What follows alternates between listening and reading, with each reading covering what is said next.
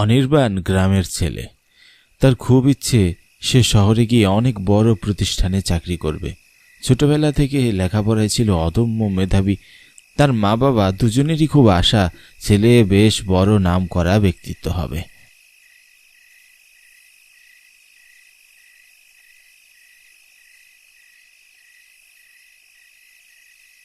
মন দিয়ে পড়াশোনা কর খোকা, তোকে শহরে গিয়ে ভালো কিছু করতে হবে।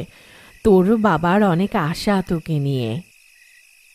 হ্যাঁ মা, আমি যে করেই হোক নিজের পায়ে দাঁড়িয়ে তোমাদেরকেও শহরে নিয়ে যাব। তখন আর গ্রামের এই তিক্ত পরিবেশে তোমাদের থাকতে হবে না। আমাদের নিয়ে ভাবিস না বাবা, তুই তোর মতো জীবনে প্রতিষ্ঠিত হ, এটাই আমার চাওয়া।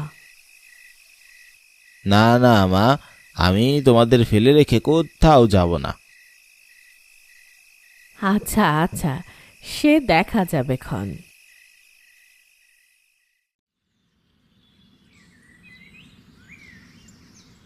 দেখতে দেখতে 10 বছর কেটে গেল। অনির্বাণ পড়ালেখা করে এখন শহরের একটা বড় কোম্পানিতে চাকরি করে। গ্রাম থেকে শহরমুখী হওয়ার সময় বরাবর তার মা বাবাকে তার সাথে যাওয়ার জন্য অনুরোধ করলেও তারা বারবার সেই অনুরোধ ফিরিয়ে দিয়েছেন। এবার অনির্বাণ পরিকল্পনা করল গ্রামে গিয়ে তার বাবা মাকে সে নিয়েই আসবে।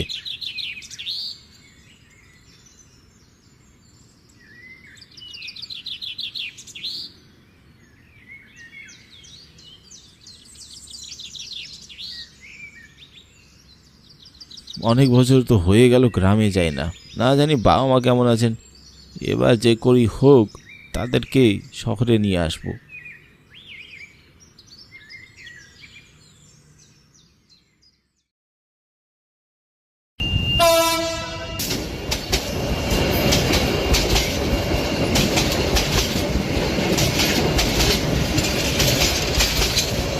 অনির্বাণ তার পরিকল্পনা মতো সব প্রস্তুতি গ্রহণ করে শহর থেকে গ্রামে চলে গেল। প্রায় সন্ধ্যা নাগাদ সে গ্রামে পৌঁছালো। প্রায় 10 বছর পর গ্রামে ফিরে সে দেখল গ্রামের পরিবেশ পুরো পাল্টে গেছে। স্টেশন থেকে ট্রেন থেকে নেমে আশেপাশে কুলিদের দেখে কুলিরা বলল, বাবু কোথায় যাইবেন আপনি? মধুপুর গ্রামে যাব, ওখানেই আমার বাড়ি। মধুপুর গ্রামে তো এখান থেকে অনেক দূর, যেতে যেতে তো মাঝরাত হয়ে যাবি। অত রাত করলে তো বাপু আমি ওখানে যেতে পারবো না। ঠিক আছে, তাহলে তুমি আমাকে কাছের কোনো একটা ভালো হোটেলের সন্ধান দাও। আজকের রাতটা আমি ওখানেই থাকি, কাল সকাল হলে গ্রামে যাব। সেই ভালো, শহর থেকে গ্রামে এসেছেন, গ্রামের রাস্তাঘাটে কিটা কি বিপদ হয়ে যায়। হ্যাঁ, না না, তুমি ওসব নিয়ে ভয় পেও না, আমি কিন্তু গ্রামেরই ছেলে। তবু বাবু কত বছর শহরে থেকেছেন, কিন্তু শহরের হাওয়া একবার গায়ে লাগলে গ্রামের ছেলেরা শহরই হয়ে যায়। তখন গ্রামে কোথায় কি হচ্ছে না হচ্ছে কোনো ব্যাপারে খোঁজ খবর থাকে না। আচ্ছা বেশ হয়েছে, তুমি কি মশাই এখানে আমার সাথে কথা বলে সময় পার করবে? এবার আমাকে ভালো একটা হোটেলে নিয়ে চলো। এই যা, আমার এই একটাই সমস্যা, কথা কইতে কইতে কখন যে কাজের লাইন থেকে বেলাইনে সরে যাই বুঝতে পারি না। চলেন বাবু চলেন, অনেকক্ষণ আপনাকে দাঁড় করিয়ে রাখিছি। কুলি অনির্বাণকে নিয়ে হাঁটতে হাঁটতে মধুপুর গ্রামের বেশ খানিকটা আগে থাকা একটা পুরনো হোটেলে পৌঁছে গেল। হোটেলটা বাইরে থেকে দেখেই বোঝা যাচ্ছিল অনেক পুরাতন এবং ভাঙ্গাচোরা।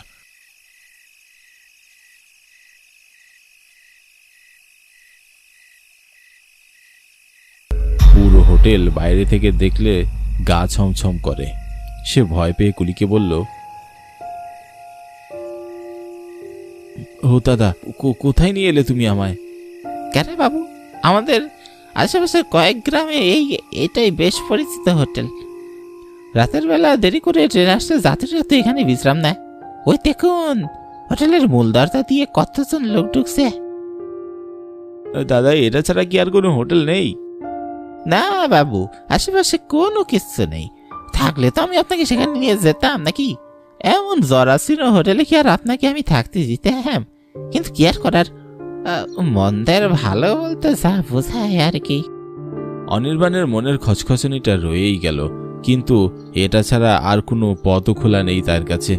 আর কোনো রাস্তা না পেয়ে এখানেই রাত থাকার জন্য তাকে রাজি হতে হলো। সে কুলিকে তার প্রাপ্য মিটিয়ে দিয়ে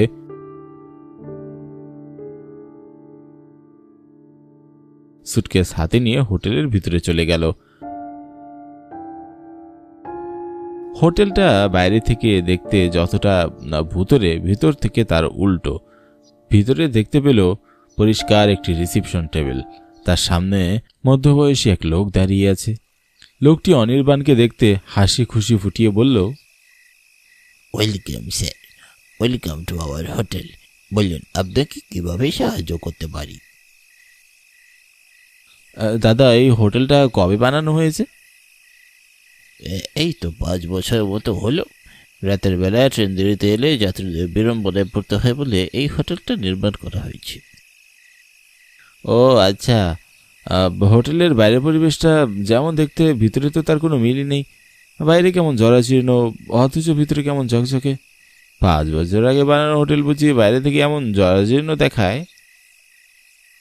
আসলে স্যার, সঠিক মেনটেন্যান্সের অভাবে এমনটা হয়েছে। আর গ্রাম অঞ্চল হওয়ায় অত সহজে শহরের মতো ক্লিনারের বা ডিলার পাওয়া যায় না। তবে আমরা সর্বোচ্চ চেষ্টা করি। আচ্ছা ঠিক আছে, আমাকে একটা সিঙ্গেল রুম দিন। শুধু আজকের রাতটাই থাকবো, সকাল হলে আবার চেক আউট করবো। ঠিক আছে স্যার, আপনার গন্তব্য কি কাছে পিঠে কোথাও? হ্যাঁ, আমি শহর থেকে আমার বাড়ি যাচ্ছিলাম। আমার বাড়ি মধুপুর গ্রামে।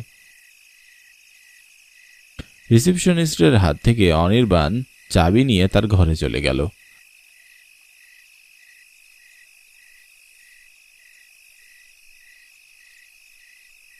অনির্বাণের ঘরটা পড়েছে দোতলায়। অনির্বাণের মনে হলো পুরো ফ্লোর অন্ধকারে জরাজীর্ণ হয়ে আছে।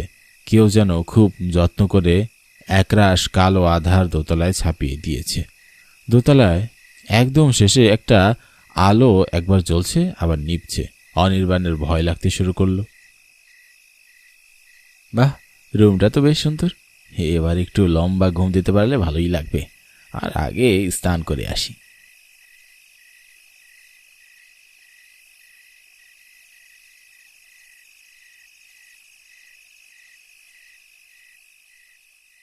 কিছুক্ষণের মধ্যে স্নান সেরে অনির্বাণ তার বিছানার কাছে ফিরে এলো।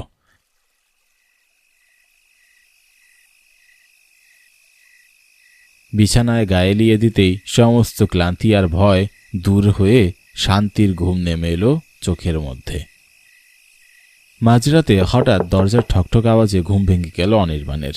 উঠে বসে চোখ কষলে সে নিজেই নিজেকে বলল, কিসের যেন একটা আওয়াজ শুনলাম না? এত রাতে দরজায় কে? রিসেপশনিস্টেরই বা এত রাতে আমার সাথে কি কাজ থাকতে পারে?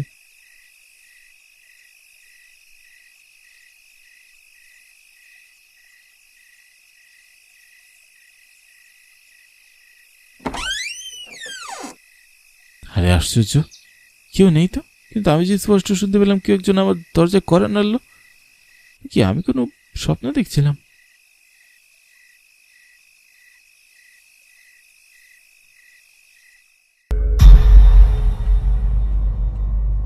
না না, এখানে আর বেশিক্ষণ থাকা চলবে না।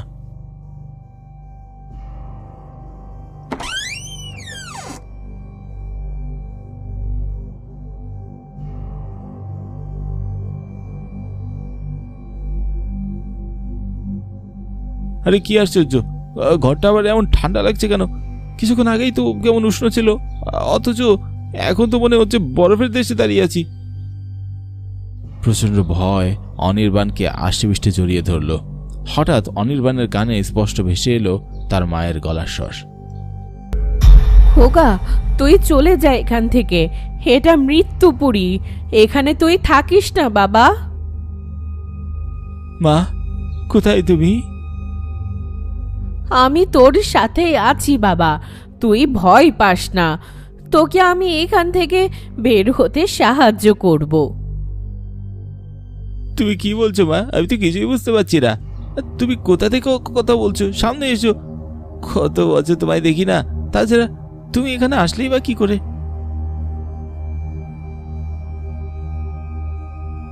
কথাগুলো বলার পরপরই হঠাৎ অনির্বাণের মায়ের আত্মা তার সামনে এসে দাঁড়ালো।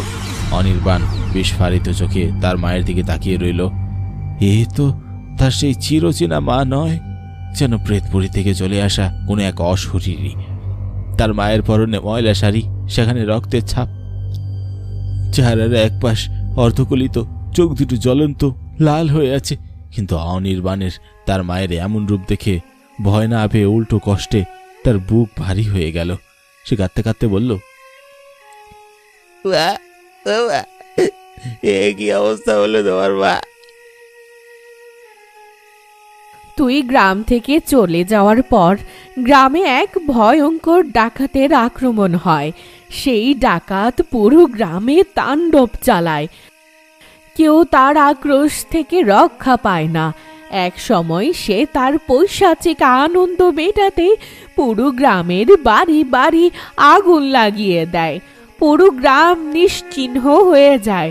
তখন গ্রামের পুরা বাড়িগুলো থেকে আত্মারা নিজেরাই উঠে এসে এখানে এই হোটেলের নির্মাণ করে। তুই এখন যেখানে দাঁড়িয়ে আছিস বাবা, এখানে কিন্তু মূলত কোনো হোটেল নেই। এটা একটা মায়াজাল। শহর থেকে আসা বাবুদের এখানে আটকে রেখে তারা তার রক্ত খায়। আমি তোকে এখান থেকে বাঁচানোর জন্যই এসেছি বাবা। তুই তাড়াতাড়ি এখান থেকে পালা। কিন্তু তুমি... আমিও বেঁচে নেই বাবা। তুই যে আমার সন্তান, তোকে যদি আমার মৃত্যুর পরেও না বাঁচাতে পারি তাহলে আমি আর কেমন মা? তুই আর দেরি করিস না খোকা, তাড়াতাড়ি যা। আর একটু পরেই ওরা চলে আসবে তোর রক্ত খেতে। অনির্বাণের মায়ের আত্মা তাকে এই হোটেল থেকে বেরিয়ে যাওয়ার জন্য সাহায্য করলেন। অনির্বাণ হোটেলের রুম থেকে বাইরে পা রাখতেই দেখতে পেল একে একে অনেকগুলো মানুষের আত্মা তার কাছে জড়ো হচ্ছে। অনির্বাণের মা তার মাতৃত্বের শক্তি দিয়ে তাদের সবাইকে দমিয়ে রাখল। সেই ফাঁকে অনির্বাণ তার জিনিসপত্র নিয়ে চিরকালের জন্য ওই হোটেল থেকে বিদায় নিল। দাও দাও করে চলছে। সে চিরকালের মতো শহরে চলে গেল। আর কোনোদিন সে তার গ্রাম মধুপুরে আর কখনো ফিরে গেল না।